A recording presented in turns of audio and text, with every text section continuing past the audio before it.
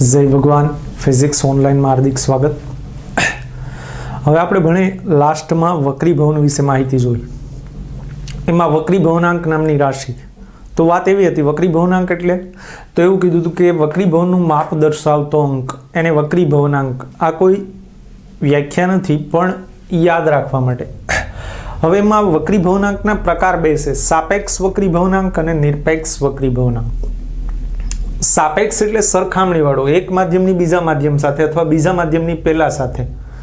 તો એના દ્વારા આપણે સ્નેલના નિયમની વાત કરી હતી કે આપાત કોણનો સાઇન અને વક્રીભૂત કોણના સાઇનનો ગુણોત્તર અચળ હોય, અચળ ગુણોત્તરને સાપેક્ષ વક્રીભવનાંક n/1 કીધું હતું આપેલ આકૃતિ માટે।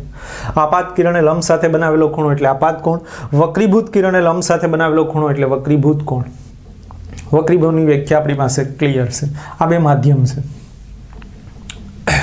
આ મૂળ દિશા જાળવી રાખે જો એકને એક માધ્યમ હોય તો, એના માટે આ કિરણ દોરેલું છે।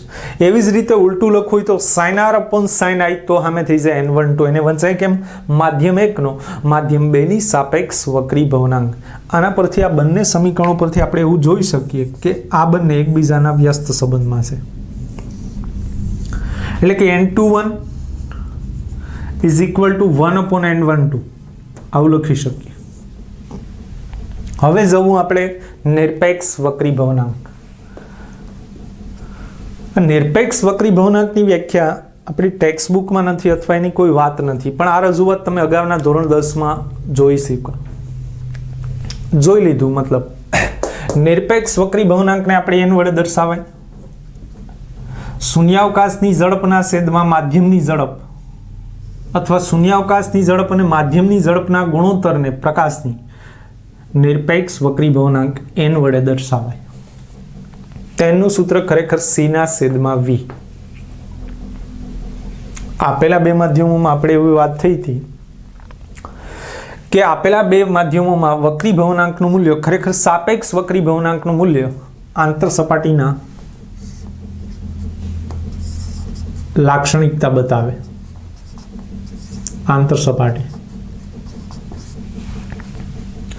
એ કોના પર આધાર રાખે તો કે તરંગ લંબાઈ પર, એટલે કે અહીંયા માધ્યમમાં તરંગ લંબાઈ λ1, માધ્યમ 2 માં λ2 હોય।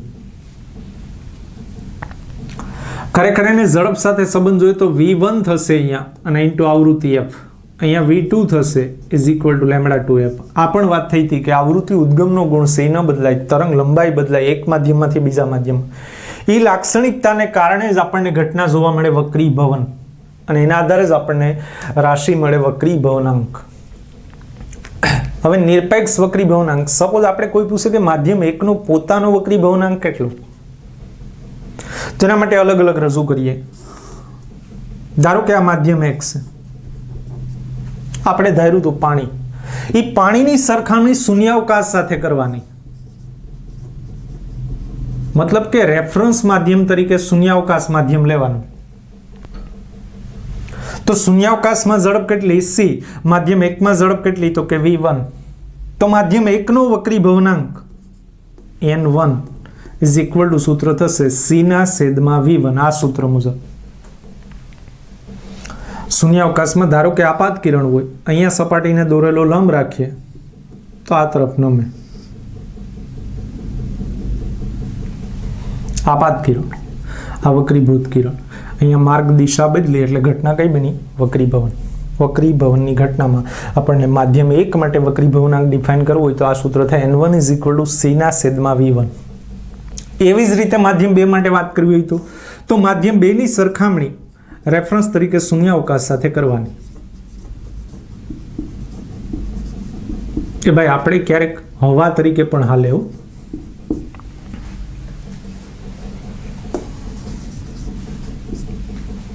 હવા કે શૂન્યાવકાશ બંને રેફરન્સ તરીકે આપણી બુક લેશે। મૂળ વાત ઉપર માધ્યમ 2, તો માધ્યમ 2 નો પોતાનો વક્રીભવનાંક તો કે n2 ઇઝ ઇક્વલ ટુ સૂત્ર થશે c ના છેદમાં v2। વાત થઈ ને આપણે કે કોઈ પણ માધ્યમનો વક્રીભવનાંક તે માધ્યમની ઝડપ સાથે વ્યસ્ત સંબંધ ધરાવે। ઉપરાંત એક મહત્વનો પોઈન્ટ અહીંયા નોંધો, આપેલા બે માધ્યમો પૈકી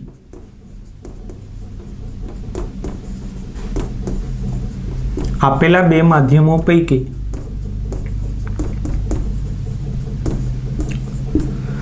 જે માધ્યમનો વક્રીભવનાંક વધુ, જો વક્રીભવનાંક ખાલી લખું તો એનો મતલબ એવો કે નિરપેક્ષ વક્રીભવનાંકની વાત આલે. ખરેખર નિરપેક્ષ વક્રીભવનાંક હોતો જ નથી, સાપેક્ષ જ વાત હોય, એટલે કે ઓછામાં ઓછા બે માધ્યમ તો જોઈએ જ. પણ માધ્યમ એકની સરખામણી શૂન્યાવકાશ સાથે કરો તો નિરપેક્ષ કહેવાય. એમ માધ્યમ બેની શૂન્યાવકાશ સાથે સરખામણી કરો તો એ માધ્યમ બેનો પોતાનો, યાની કે એ નિરપેક્ષ વક્રીભવનાંક કહેવાય. પણ માધ્યમ એક અને બેની સરખામણી હોય તો એ વક્રીભવનાંક કયો થયો? સાપેક્ષ. તો આ બે વસ્તુ ક્લિયર કરી લ્યો. મૂળ વાત ઉપર આપેલા બે માધ્યમો પૈકી જે માધ્યમનો વક્રીભવનાંક વધુ તેને પ્રકાશીય ઘટ માધ્યમ કહેવાય.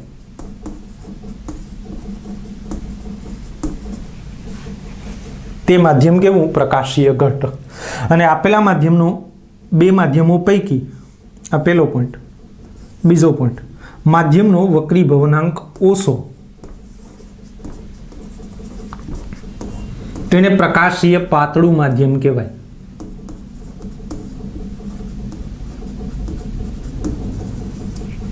આ બે વાતો પ્રકાશીય ઘનતાના આધારે વાત છે હો ભાઈ. આમાં દળ ઘનતા કોઈ લેવા દેવા નથી, નોંધો.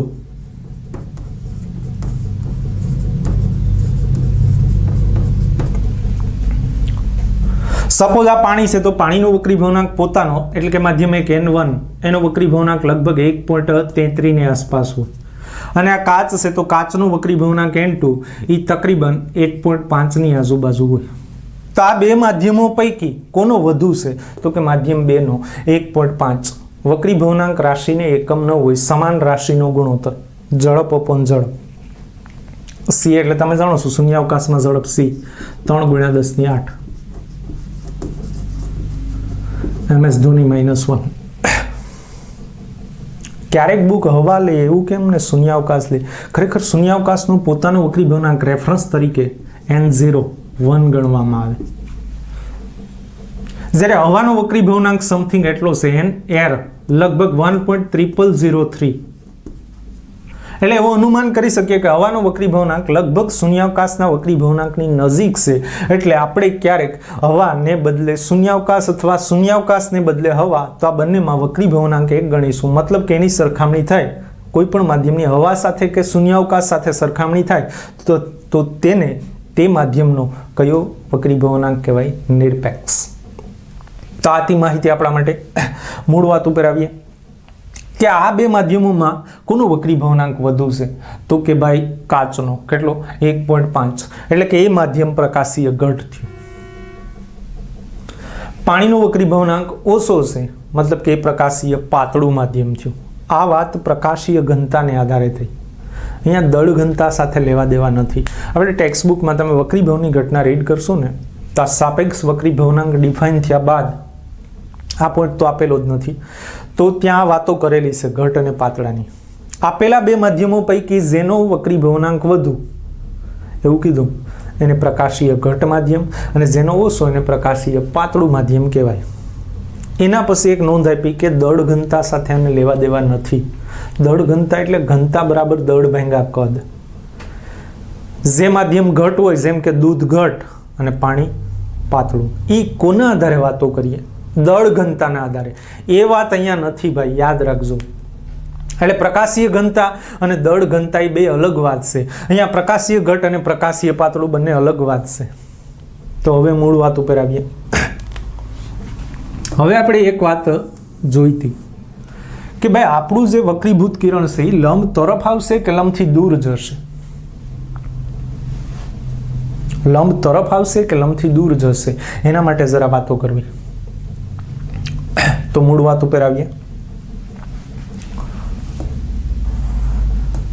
તો એના માટે N21 બરાબર તમે આવું પણ લખી શકો. વક્રીભવનાંક આયરા સંબંધ હોય તો N21 ઇઝ ઇક્વલ ટુ સ્નેલના નિયમ મુજબ sin I upon sin R પણ થશે. એક બીજું પણ ફોર્મ્યુલા છે N21. ખરેખર અહીંયા N1 વાંચો છે, એટલે કે માધ્યમ એકનું વક્રીભવનાંક. વક્રીભૂત કિરણ કેમાં છે? તો કે માધ્યમ એકમાં. આપાત કિરણ કેમાં છે? તો કે શૂન્યાવકાશમાં. એટલે અહીંયા આપણે ધારી શકીએ, ધારો કે આ માધ્યમ 1 છે અને આ માધ્યમ 2 છે, એટલે માધ્યમ 1 તરીકે કોણ?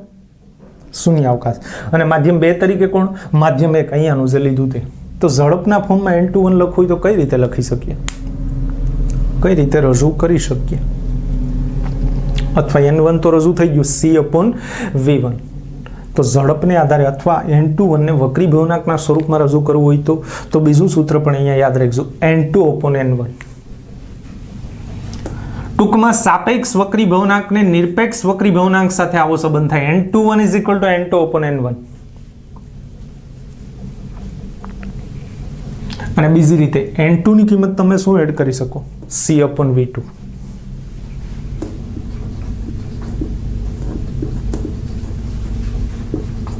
અપોન n1 ની કિંમત શું રજૂ કરી શકો? C/V1. C કેન્સલ, તો n21 સૂત્ર થશે V1/V2.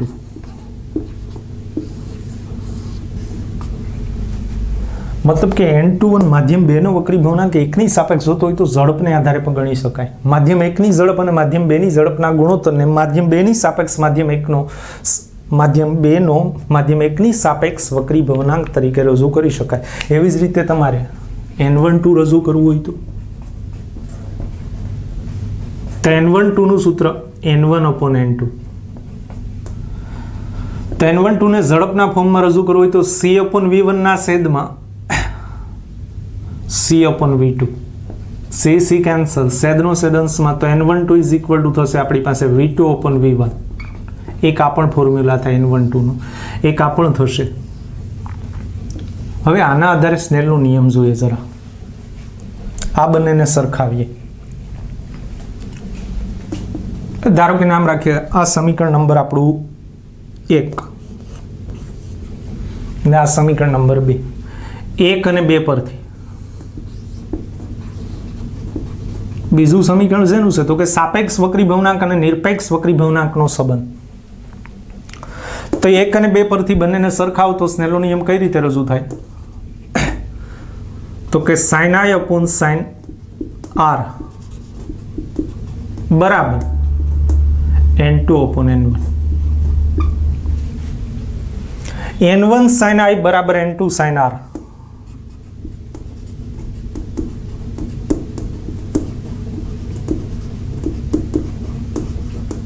અને 3 માધ્યમ હોય તો ખરેખર અગાઉના ધોરણમાં અહીંયા θ1 θ2 એવું પણ નામ આપતા.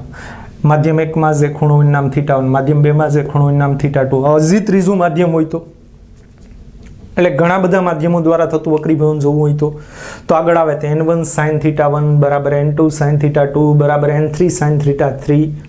ચોથું માધ્યમ હોય તો n4 sin θ4. એમ વ્યાપક રીતે તમે લખી શકો કે n1 sin I n2 sin R આમ ચાલ્યા જ કરે ઘણા બધા માધ્યમ માટે. તો આ પદ અચળ જ હોય. આમ વ્યાપક રીતે તમે લખી શકો કે n sin θ આ પદ અચળ જ રહે. જો આ બે સૂત્ર તમારે કામના છે, મહત્વના. સ્નેલના નિયમમાં એક્ઝામ્પલ માટે આ બંને વાતો મહત્વની. n sin θ અચળ હોય. n sin θ એટલે કોઈ પણ માધ્યમનો વક્રીભવનાંક તે માધ્યમના ખૂણાના સાઇનના ગુણાકાર. કોઈ પણ માધ્યમનો વક્રીભવનાંક અને તે જ માધ્યમનો ખૂણાનો, પછી ખૂણો કોઈ પણ હોય, આપાત કોણ હોય કે વક્રીભૂત કોણ હોય, જે તે માધ્યમ માટે એ વક્રીભૂત કોણ કે આપાત કોણના સાઇનનો ગુણાકાર અચળ હોય છે. આ અચળ ગુણાકારને સ્નેલનો નિયમ કહેવાય. આને પણ સ્નેલનો નિયમ કહેવાય. અગાઉ માટે આ પણ ઉપયોગી. એટલે આ બધી વાતો તમને નીટ JEE માટેની છે કે તમારે MCQ સોલ્વ કરવા, અમુક એક્ઝામ્પલ સોલ્વ કરવા માટેનું આ વધારે માહિતી છે. ટેક્સ્ટ બુકે તો અહીંયા પૂર્ણ કરી દીધું આપણે. હજુ આગળ આપણે મૂળ વાત ઉપર કે લંબ તરફ જશે કે લંબથી દૂર જશે, તેને તમે આ સમીકરણ ફિઝિક્સના આધારે વર્ણન કરી શકો.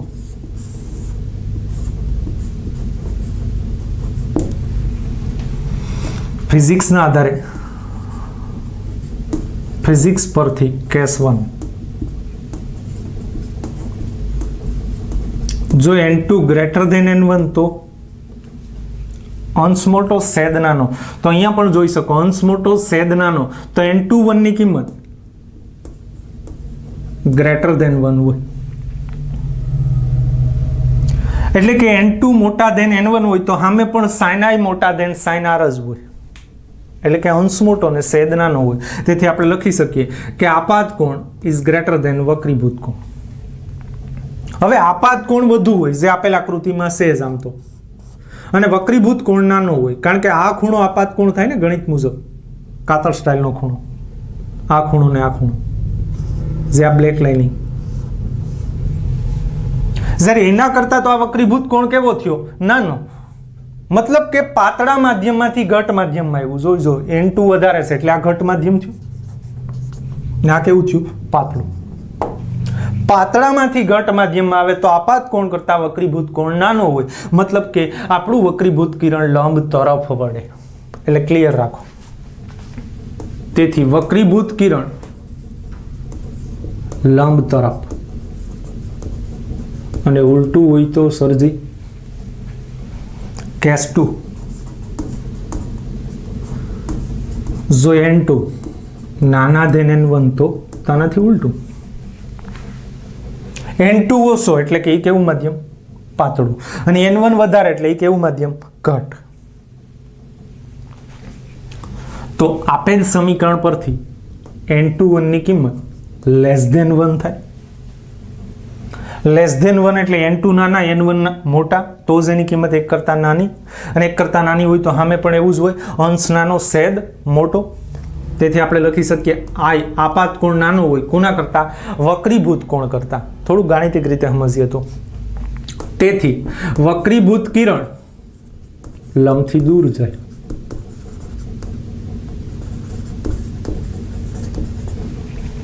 ધારો કે આ માધ્યમ ઘટ હોય, માધ્યમ X એ આપણું ઘટ હોય અને આ પાતળું હોય તો આપણે કીધું એમ આપાત કોણ કરતા વક્રીભૂત કોણ મોટો થાય. ક્યારે? તો આ રીતે થશે ને ભાઈ, આ કિરણ આમ જવું જોઈએ આપણું વક્રીભૂત કિરણ, મતલબ કે મૂળ માર્ગથી આમ જવું જોઈએ, તો જ R I કરતા કેવો થાય? મોટો. કારણ કે આ ખૂણો તો I જેટલો જ રહે. તો હવે બીજી કન્ડિશનમાં R વધે. ક્યારે? કિરણ કયા માધ્યમમાંથી કયા માધ્યમમાં આવે? ઘટમાંથી પાતળામાં. સ્વાભાવિક છે, ઘટમાંથી પાતળામાં આવે ને તો એવું કહેવાય છે કે એની તરંગ લંબાઈ વધે. તરંગ લંબાઈ વધે તો ઝડપ પણ વધે. લેમડા વધે તો ઝડપ વધે, કારણ કે આવૃત્તિ તો ઉદ્ગમનો ગુણધર્મ છે. અને જે માધ્યમમાં ઝડપ વધતી હોય તો તે માધ્યમનો વક્રીભવનાંક ઓછો જ હોય. એ તો સૂત્ર જ બતાવે નિરપેક્ષનું. N ને V સાથે કયો સંબંધ? વ્યસ્ત. તો ખાસ આ બધા પોઈન્ટ ફરી તમે લેક્ચર રિવાઇઝ કરીને પણ સાંભળી લેજો. આ મહત્વના પોઈન્ટ છે. અને કાંઈ પણ ડાઉટ કોઈ પણ પ્રશ્ન હોય તો વોટ્સઅપ કોલ કરો. અસ્તુ.